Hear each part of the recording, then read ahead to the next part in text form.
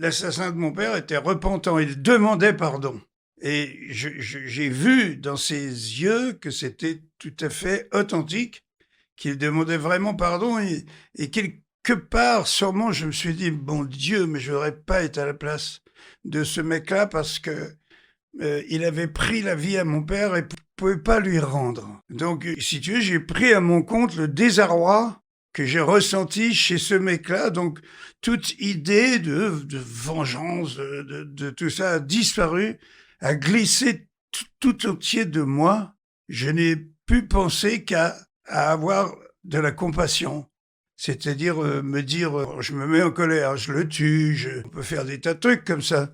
Mais est-ce que ça va faire revenir mon père? Non, tu vois, s'il y avait eu un moyen de le récupérer, j'aurais fait tout ce que je pouvais, mais là, c'était fait, puis c'était déjà un petit peu longtemps après, tu vois, la lenteur de la justice.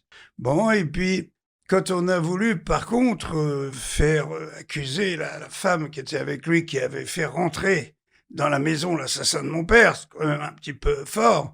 Tu te dis, ça marche pas comme dans les films policiers, hein. C'est-à-dire, ils en ont rien eu à foutre. On a dit aux flics, mais elle a enfermé le chien dans la cape, elle a fait rentrer l'assassin de mon Complicité, père. ça mérite 10 ans, ça. Ah ben oui, c'est une super grosse complicité.